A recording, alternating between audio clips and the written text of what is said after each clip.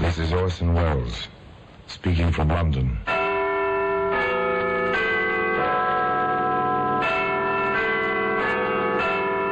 The Black Museum. Here in the grim stone structure on the Thames, which houses Scotland Yard, is a warehouse of homicide, where everyday objects like a sugar bowl, an ashtray, a portable radio, all are touched by murder.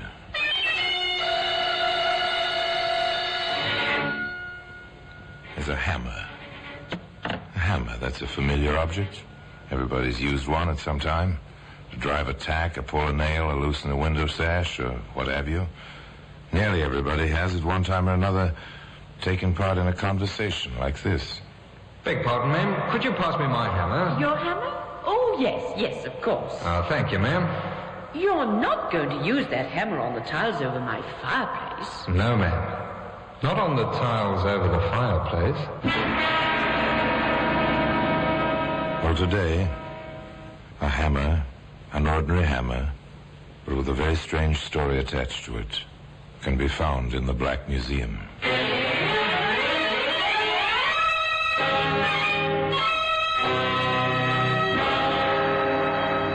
From the annals of the Criminal Investigation Department of the London Police, we bring you the dramatic stories of the crimes recorded by the objects in Scotland Yard's Gallery of Death, the Black Museum.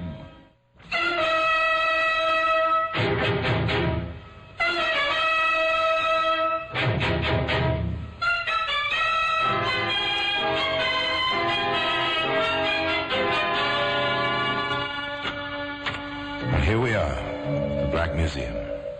Scotland Yard's Museum of Murder. Yes, within this room is proof that anything and everything may be part of homicide. Yes, here lies death.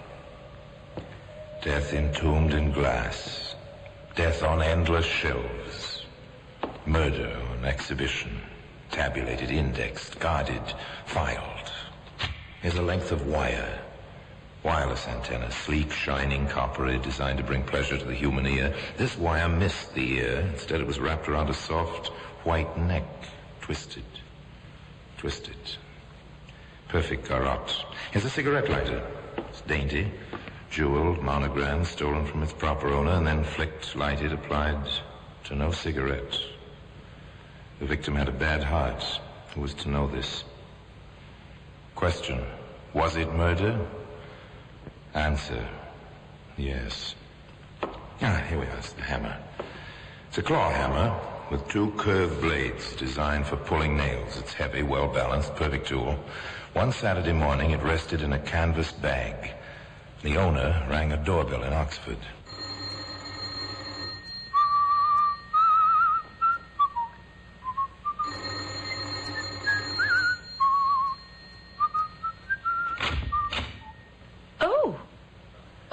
Sorry, ma'am. Did I take you by surprise? Well, yes. You see, I was expecting a friend of mine, and, well, to see a young man standing there when you're expecting an elderly lady... Nothing to take amiss, ma'am. My card. Oh, thank you. James Knight, house repairs while you wait. Oh, well, thank you, but there's nothing wrong with my house. That's what everybody says. Only I don't mean the house itself. I mean the household. Furniture and the like. It's the little things gets people talking. Well, I'm sure I don't need anything done. Now, you take your doormat, ma'am, right there. Look, along the edges. The binding's going. You notice it now? A stitch in time, as the saying goes, and you'll not be needing a new mat in 6 months. Well, I do declare. You're right. Now, ma'am, if you'd just let me check your house, I'd be willing to bet I'd found a dozen little items. Cost you a few pence now, help me to earn my living and save you pounds later. Can I come in, ma'am? Thank you. You are a smooth talker, aren't you, young man? Oh, I need to be in my business. Now, if you'd just show me your living room... through the portiere, right there. Yes, a very nice room. Blends with your personality, if I may say so. Now then, right to work. Tools down. Well, we'll just look about. I'll bet anything you want. I find a dozen things need fixing. Now he's inside. He notes the room. He's well aware of the brass crucifix on the mantel shelf, the prissy draperies at the windows, the antimacassars on the mahogany-framed horsehair chairs. It's almost a museum. Now, you take this chair, ma'am. The leg's loose. Bound to be. The glue dries out. The wood shrinks. You know. Well, I never noticed it. You wouldn't, ma'am. Takes an expert's eye. A drop of glue today saves a new chair tomorrow. And they don't build furniture like this nowadays. No, I dare say they don't. Oh, dear, it's my telephone. No one to answer it. Well, the girl who stays with me has gone to the country. Bank holiday weekend. She won't be back till Monday night. Well, you just answer it. I'll be all right. Oh, beg pardon, ma'am. Mm-hmm. Could you pass me my hammer? Your hammer? Oh, yes, of course. Oh, thank you, ma'am. You're not going to use that hammer on the tiles over my fireplace. Oh, no, ma'am. Just tap them with the wooden handle. See if they're loose anywhere. Oh, you can trust me, ma'am. You just answer your telephone. Oh, dear, yes, of course, the telephone. Hello? Why, Caroline. Mrs. Golden, that's her name, answers the telephone. The young man in the living room, front room to Mrs. Golden, taps the tiles merrily, and then he stops. He looks around, looks at things, and quickly in a few things. He shuts the desk just as... Oh, dear, this is a disappointment. Something's wrong with my friend's car, and she can't come for me after all, and it is such a nice day. Oh, that is too bad. But not too inconvenient. Now I can really get some work done. Oh? You found a lot of things to repair? About £50 worth. But you said only a few pence today. That was earlier. Now it's going to cost you £50 to get me out of this house. I don't understand. I think you do. You know, I know you had £50 in the mail yesterday. You told a couple of your girlfriends, and I heard about it. Now then, Grandma, hand it over. You get out of here. Well, I'll call the police. £50, here. I will call. Don't try anything. I'm between you and the phone now. Now pay up, Grandma, or I'll have to beat it out of you. You wouldn't. You couldn't. No. Put the hammer away. You heard me. I'm through asking now. Now, where's the money? I didn't really get it. I was just boasting. Cut it. Put down that vase. I won't. Stay away from me. Keep away. Put it down. Throw it. Keep That away. did it. Keep away. Fight with me, will you? You haven't had enough, have you? Try this one, and this one, and this one. Bank holiday in Oxford. No one due home until Monday evening. Someone tried late Sunday. Whoever it was kept trying, but only the bell sounded in the empty house. Empty? Was it filled with death? Monday morning, a man somewhat younger but not much than Mrs. Goldwyn parked his middle-class car in front of the house in Oxford. He had a worried expression on his face as he walked up the few steps and pressed the doorbell. Again he tried. No answer. Ran down the steps, around to the back, knocked on the back door. Nothing. Nothing but the sound of his own fists beating the thin panels. Now he is upset. He peers in at the kitchen window. Finally, he wraps his hand in his muffler, as he's seen them do in the movies, and punches a hole in the window. He reaches in, unlocks the window, lifts the sash, and climbs in. He walks through the house toward the front. Silence, save for his own strangely empty footsteps. At the portieres in the arch which lead to the living room, he stops. Good heavens. What's this? It's blood. Operator, please, hurry. Put me through to Scotland Yard. There's been my sister's been murdered.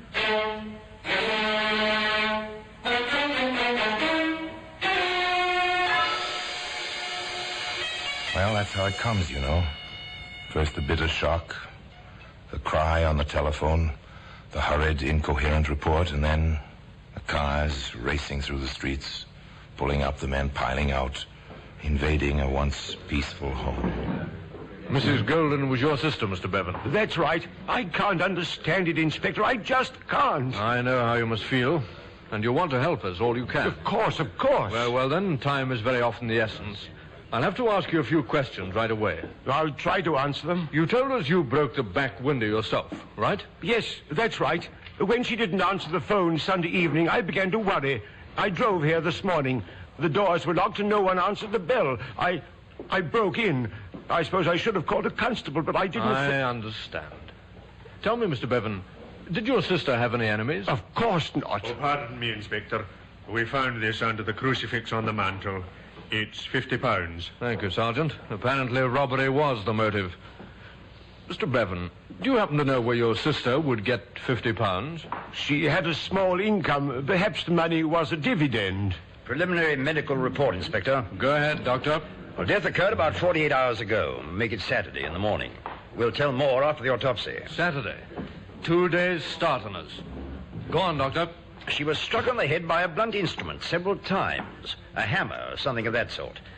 But the fellow was taking no chances. Her carotid artery was severed by something very sharp. That's why the blood. Whoever it was, well, it looks very professional, the way the place was ransacked. We've nothing much here. But, shall we have a go at it, Sergeant?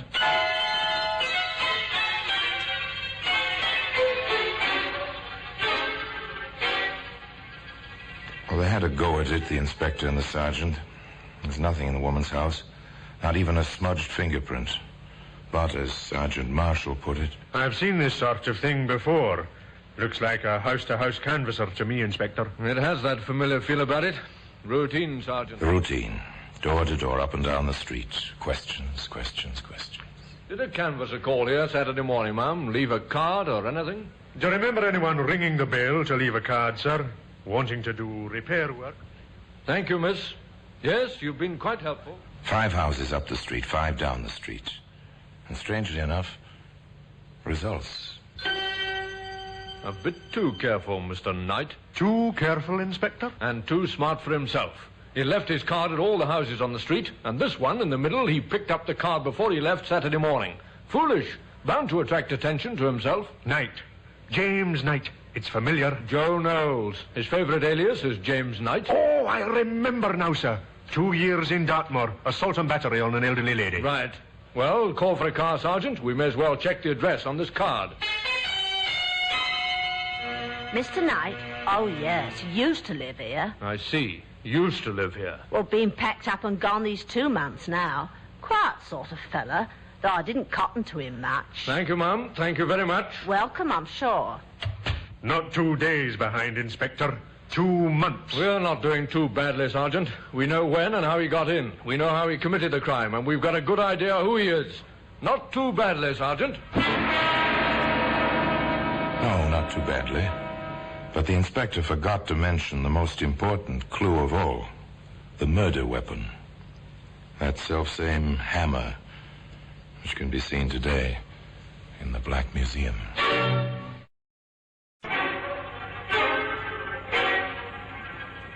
It looked like a long haul. 2 months behind and no trace. Not a thing to place him in Oxford on the Saturday of bank holiday. The calling cards, true, but they might have been left any time.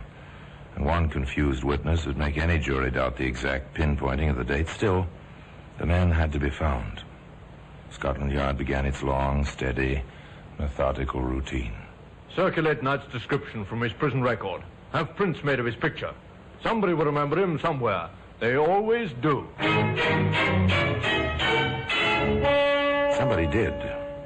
The landlord of a tavern in Oxford, half a mile from the house where death had struck that Saturday morning. I remember that fella. Certainly do. You're sure now? Positive. Come in here, looked like he needed a drink. Took 2 whiskies, straight. One right after the other. Was carrying a tool bag of some kind, I think. How long did he stay? Just till a bus stopped outside.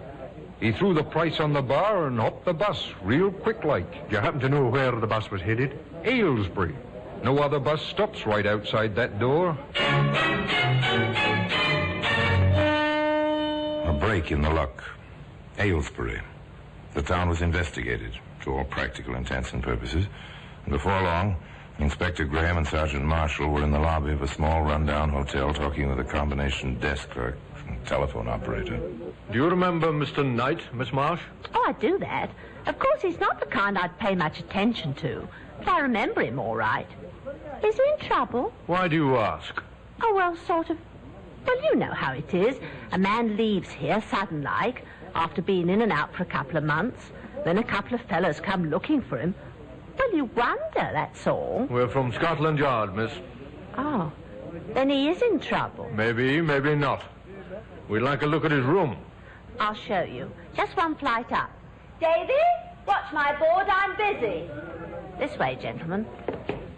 An obliging girl, Miss Marsh. Complete with pass key, she ushered the men up the worn stairway along the dim hall. She fitted the key, swung open the door. There you are, Inspector. Thank you, miss. Seems to have left a bit of baggage, Inspector. So he has. This is Knight's, isn't it, miss?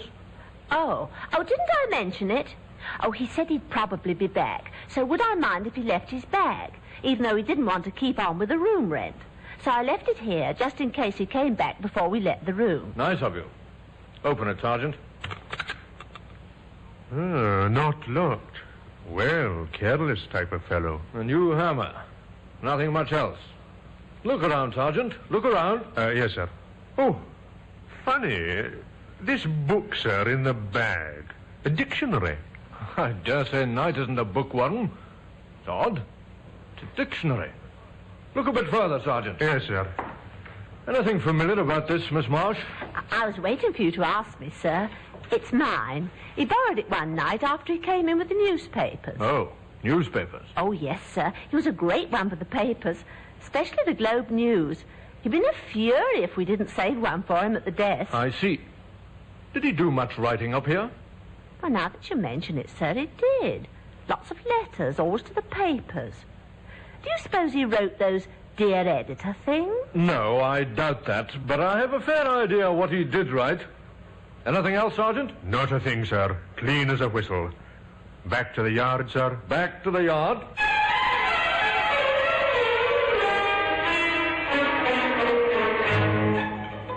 Odd, the man said. Odd indeed. A hammer which may be a murder weapon side by side with a dictionary. A possible killer writing letters to the editor. Or were they letters to the editor? The inspector tackled the hammer first. Canvass every ironmonger and hardware dealer in Oxford. Find out which carries this make of hammer. Check their sales slips for that particular Saturday. Try to jog the salesman's memories. Find out where that hammer came from. And then the dictionary, the newspapers and the mail. Ever look into the Globe News, Sergeant? Sometimes, sir. I'm not much of a crossword puzzle fan myself. Yes, Sergeant. Our Joe Knowles, alias James Knight, is obviously a crossword puzzle addict. I think we're due for a literary detail at the Globe News, with samples of our friend's handwriting from his prison record. Hop to it, Sergeant, and keep your eyes open. It turned out to be quite a problem. 10,000 entries per week in the Globe News' puzzle contest were the average number. Not a pleasant prospect. Not at all. Stolidly, the crew from the yard started to go through 10,000 puzzles, checking against the photostatic copies of James Knight's handwriting. The second morning at the job. Inspector Graham here. Sergeant Marshall, sir, at the newspaper. You found something, Sergeant? Not in the file, sir. In the morning mail. From Brighton. An entry in the latest contest. Address, 912 Leader Street. Name of John Kinder. But there's no mistaking the handwriting. They'll do it every time, won't they? Joe Knowles, James Knight, now John Kinder. Yes, sir, I noticed. Always the same initials on the aliases. J.K. this time. Bring the puzzle and the envelope. I'll have him picked up in Brighton. 912 Leader Street, you said? 912 Leader Street, Brighton, England. The order moved swiftly now on the teletype along the wires from the banks of the Thames across the North Downs to the South Downs, the famous resort city on the English Channel.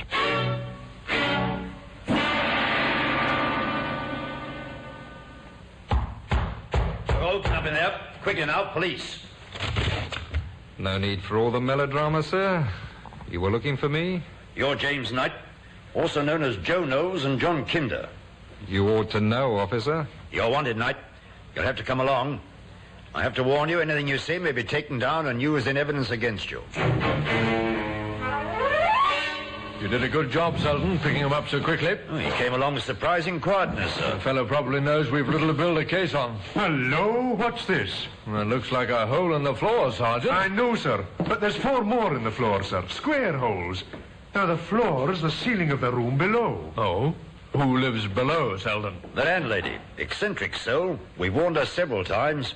She will keep her rent money in a jar on the mantelpiece. So that's why he watched her. That's your theory, Sergeant? Well, you can see every corner of that room, sir, through these holes. And they're recent. Well, the wood's still fresh and white, Inspector. Square holes. Why? When you dig a hole with a chisel, Selden, you not only get a square hole, you also can keep the shavings from falling in the room below. A chisel? Where would he have ditched it? Possibly through the window when you knocked. A chisel, Selden, is sharp enough to cut other things beside wood. A carotid artery, for instance. So you prepared a statement, Knight? Yes, Inspector. I've been informed of the charge you may lodge against me. I'm told it entails a murder in Oxford on the Saturday of the bank holiday. That's correct. You'll find my movements for that day accounted for in my statement. It may be troublesome locating some of my witnesses, but I doubt if you'll have much difficulty. You were in that street in Oxford, though? Oh, yes. Oh, yes, indeed. Trying to make an honest living, sir. No doubt. Strange you failed to leave a card at Mrs. Golden's. I rang several times on my way up and down the street. No answer. And you didn't push it under the door? No. Cards are expensive, Inspector. I prefer to explain my business first and leave a card if there's any interest. You're, having this taken down, aren't you, Inspector? You got all this, Sergeant? Oh, yes, sir. And we'll enter Knight's statement in the record also. Yes, sir. I, see no reason for holding me any longer. Do you, Inspector? You'll be quite comfortable. No rent to pay, Knight. Just until we check your alibi and find your witnesses. After that, Knight, well, we'll see. All right, Sergeant. Take this man back. The end of a trail. The suspect perfectly at ease, willing, even slightly over-willing. But they held him anyway. There were still some loose ends to tie up. One of those ends might be the key to the puzzle. One of those ends just might be the end of a hangman's noose. We've got a report on the hammer, Inspector. At last, eh? Where? How? An ironmonger in Oxford sold a hammer from his stock. Here's a sample. To a fellow answering Knight's description on Bank Holiday Saturday, sir. The sales slip is dated and the salesman is prepared to identify. The slip also includes a chisel. I see. Seems identical to the one we've had. What's this label? The salesman says it's all on this type. High-class steel forging. Nothing on ours, is there? Oh, no, sir. Let's have a look in that valise we found the hammer in at Dalesbury. Yes, sir. An empty traveling bag. Just lint. A few tiny crumbs of something. They might have been dried dough or... Even breadcrumbs, Inspector. Or paper, Sergeant. Would you pass me the sponge there, the one for sealing envelopes? I think there's enough water in the dish. Gently now, Inspector.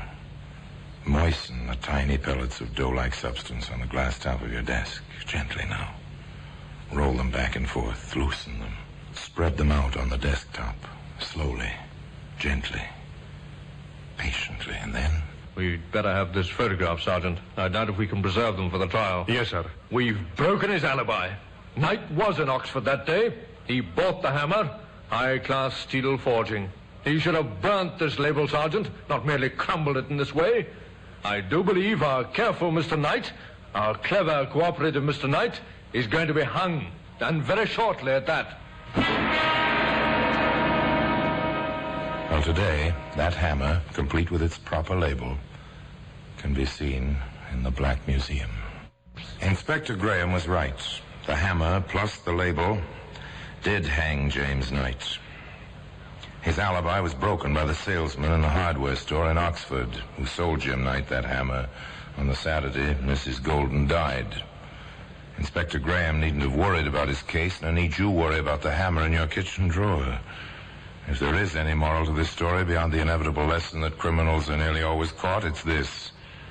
Be careful whom you let in your house when you're alone to demonstrate a new gadget or even to fix your furniture.